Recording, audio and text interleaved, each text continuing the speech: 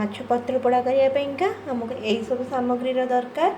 मु ऑलरेडी माछरे लुण और हल्दी गोलैकी रखी। ये मु 2 पीस माछ नहीं तो तापर अल्प आम कलर पाइंका अल्प मु काश्मीरी रेड चिली ऐड करुँची।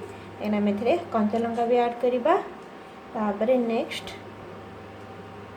किछि गोटा टमाटो गोटा कंचा लंका आठी 2 पीस माछ पाइंका मुझे रसुण 8 गुला खंड रसुण को काटिकी चॉप करके नहीं जाइए।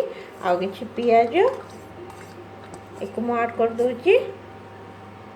तापरे मेन इंग्रेडिएंट्स हूँ बेसर मसलाटा ये 2 पीस माछ पाइंका 2 टेबल स्पून टू टिके अधिक मसला नहीं बेसर मसला पाइंका मु 4-5 कोला रसुण अल्प सोरिष अल्प पियाज को आटे जीरा देकी मिक्स कर नहीं जाइली।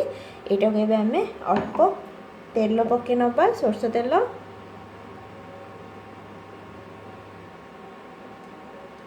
पकेला परे एको आम बेसी पकेबेनी अल्प ही तेल पकेबे। तापर एको आम भलसे मिक्स कर नवा।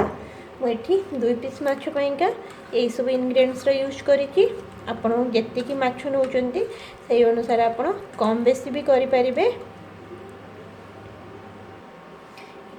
टिके भलसे ये कौन फ्रेंड्स मुझे माछरे लुण पकई एवं जो सब मसला ऐड कले तापाइंका देखु 1/2 टेबल स्पून भी कम तापाइंका अल्प टिके मसला जमती भलसे हम सेमती मु ऐड करके नहीं जाऊँगी। लंका गुंड बिल्कुल भी ऑप्शनल फ्रेंड्स आप चाहिए पकई पारे न चाहिए ना किंतु ये गोटे कौन भल सुंदर देखा कहीकि ये मु लंका गुड़ा ऐड कर साइड्रे रखी नवा। जो कदली पत्र को फ्रेंड्स मु कौन करना ताकू तेल लगे पूरा एमती सेकी नहीं जाइए। देखो आ बिल्कुल भी फाटबनी पूरा नरम हो जाइए। गोटे पत्र उपर आम आउ गोटे पत्र एमती पके नवा एमती सोल्टा करके गोटे एक्स्ट्रा पत्र भी रखी। देखो पकेला पर ये ऑलरेडी तो मुझे तेल लगे तापरे माछ को ये आम देदबा।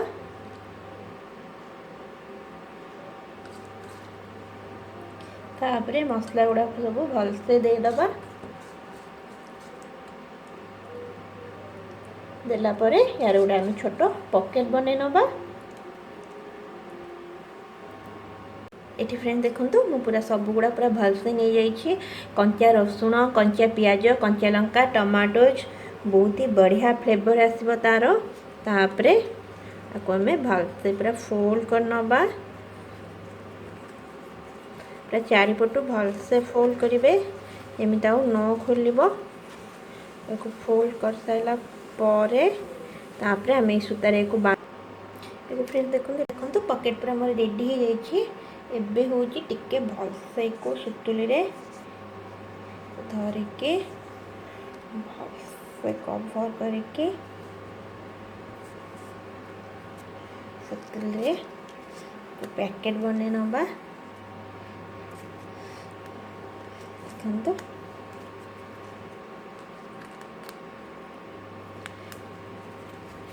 एक पैकेट बने सारा पर ये टैप कर दूचे आमर खोलबनी।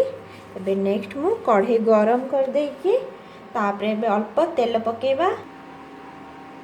ये फ्रेंड्स ये मु कढ़ई रे पकेदेवी अल्प तेल गरम हो जाइए। मो कढ़ई अल्प तेल पकईकी एबे एथिरे आमे से जो पुटलटा ऐड करवा।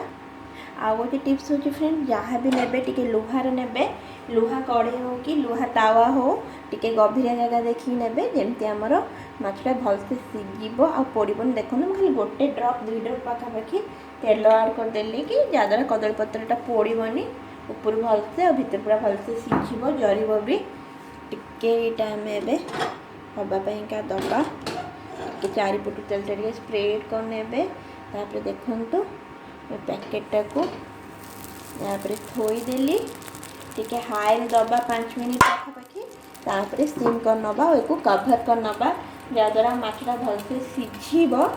तापर 5 मिनट फुल कला सिम करने भी तापर 5 मिनट हो जाइए कभर बाहर कर देखो आर पक्षटा आराम से उल्टे नौ देखते कितने बढ़िया से हो जाइए तो फुल देखिए एपेक मुझे स्टीम करके आउ 10-15 मिनट पाखापाखि टोटाल आमको 20 मिनट 25 मिनट लगे ये स्टीम करके आउ 10-15 मिनट कर नौचे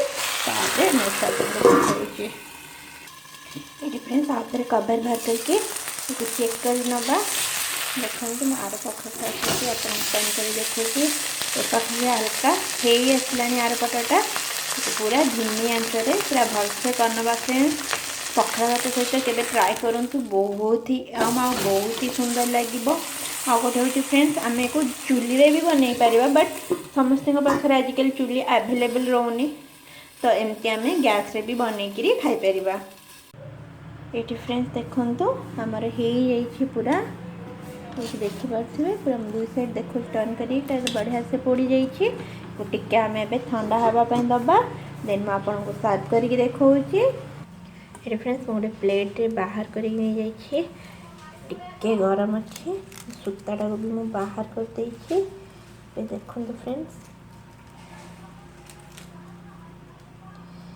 केते बढ़िया से बनी पूरा टिके गरम अच्छे तो टिके देखिए करेंगे देखो केते सुंदर भाव बनी